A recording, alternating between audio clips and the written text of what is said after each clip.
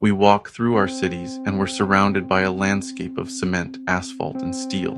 And all over that landscape we see the marks, the scrawls on a subway car, the elaborate script on a brick wall, a splash of color in some forgotten alleyway.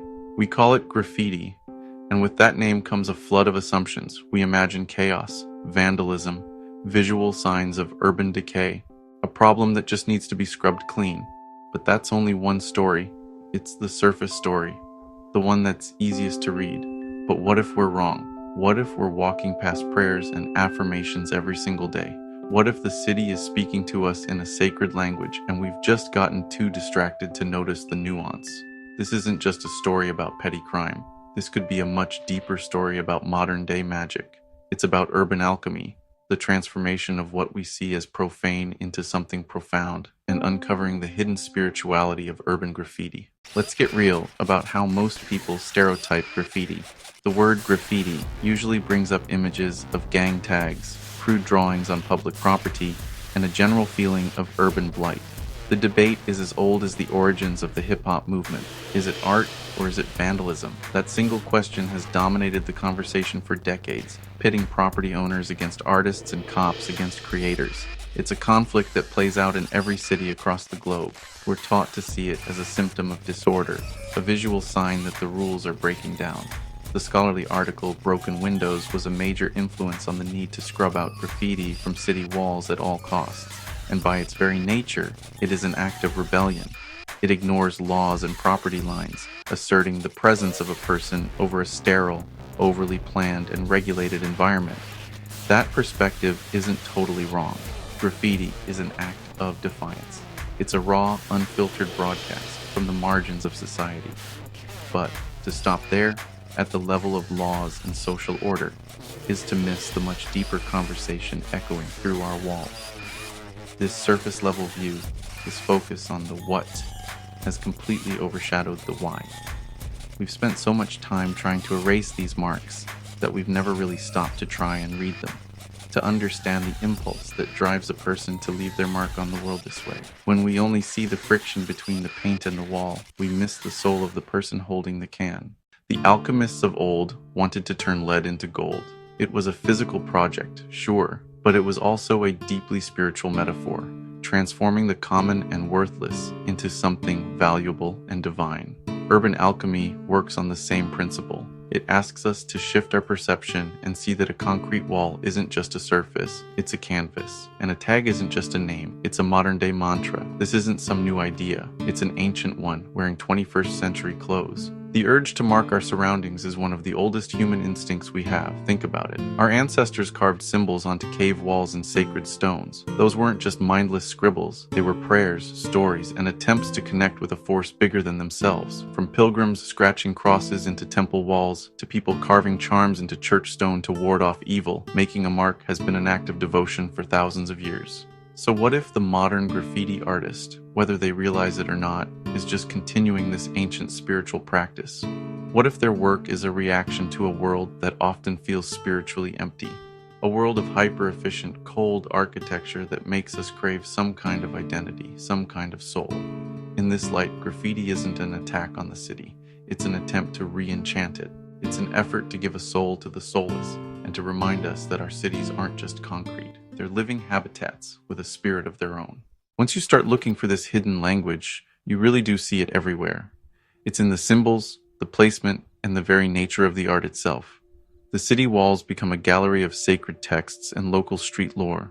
First, you have modern icons and urban altars. In cities all over the world, artists knowingly use religious and spiritual imagery to make us stop and think. You might be walking down the street and suddenly see the serene face of a Buddha, the eyes of the Virgin Mary, or the stark outline of an angel on a crumbling wall. Artists like Shepard Fairey and Banksy have used these powerful symbols to bring the sacred out of the church and into the street, starting a conversation between faith and our daily lives. These pieces become unexpected urban altars, turning a normal street corner into a place for reflection. They become a local culture's visual record, giving a voice to the collective spirit of a place. Then you have the more typical symbols, which start to look a lot like modern mantras. A tag repeated over and over across a city, is easy to dismiss as just narcissistic self-promotion. But what if we see it differently? Think of a Buddhist monk chanting a mantra, repeating a sacred sound to focus the mind and build spiritual energy. Now look at the street tagger.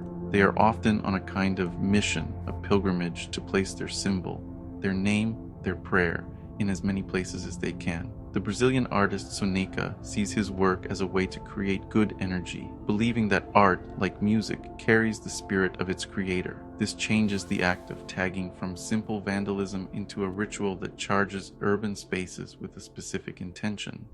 It's a way to push back against the feeling of being just another anonymous face in the crowd. Finally, there's spirituality in the one thing that makes graffiti unique. It doesn't last. Most art tries to be immortal, preserved in museums for centuries, but street art is temporary. It's here today and gone tomorrow, erased by the natural erosion of the city, such as painted over by arrival or slowly faded by the sun and rain. This fleeting quality perfectly mirrors deep spiritual concepts, like the Buddhist teaching of anicca or impermanence. Tibetan monks will spend days creating intricate sand mandalas, only to ceremoniously destroy them to symbolize that nothing in life is permanent. Graffiti could be seen as our modern, collective shadow mandala. Its action is tied to its temporary existence, forcing us to be present and appreciate the moment before it's gone. That very impermanence can be its own kind of spiritual practice, a meditation on letting go. So who is this person driven to perform this alchemy? The media loves to show them as delinquents, but maybe a better name would be the urban shaman. In many cultures, a shaman is a mystic, someone who journeys to the spirit world to bring back wisdom and healing for their community. The graffiti artist does something kind of similar. They journey into the forgotten spaces of the city, the train yards, the abandoned buildings, the underpasses, and they bring back visions for all of us to see. Their work is often intuitive, a direct response to the energy of a specific place. They aren't just painting on a wall, they're having a dialogue with it. This act is a powerful way of reclaiming public space, giving a voice to people who so often feel voiceless. It's a way for marginalized communities to tell their own stories, to paint their own heroes, and to literally create a new narrative on top of an environment that has ignored them. For many, it's a lifeline. The artist MC Yogi, in his book Spiritual Graffiti, talks about how yoga and art pulled him out of a life of trauma and helped him find his truth. This isn't just self-expression, it's communication. Many artists feel a responsibility to use the street to share a message of peace and harmony that anyone can see, not just people who visit galleries. They are creating a visual conversation that can build pride and connection in a neighborhood, turning sterile walls into mirrors that reflect a community's soul. They are answering the soullessness of the grid with the vibrancy of the human spirit. We started by looking at the city and seeing chaos, but now we hope you see something else. A vibrant, living conversation, prayers whispered on concrete, mantras repeated along railway lines, altars in alleyways, and meditations that fade with the morning sun. Graffiti is the city's subconscious, made visible. It's the spiritual reacting to the material. It's a testament to that deep human need to make our mark and to connect with something bigger than ourselves. It challenges our ideas of ownership and beauty, and it reminds us that the most powerful messages are often found where we least expect them. The next time you walk through your city streets, don't just look. Try to see. Open your mind and sharpen your gaze. Look for the flashes of color in the abundant gray and monotonous sprawl. Read the names as prayers. See the murals as icons. Go out and find your own examples of this urban alchemy in your local streets. The city is always speaking back to us. Can we discern the messages it is reflecting? If this new way of seeing things resonated with you, subscribe the Urban Alchemy channel for more explorations into the hidden meanings of our world. And in the comments below, tell us about a piece of street art in your city that made you stop and think.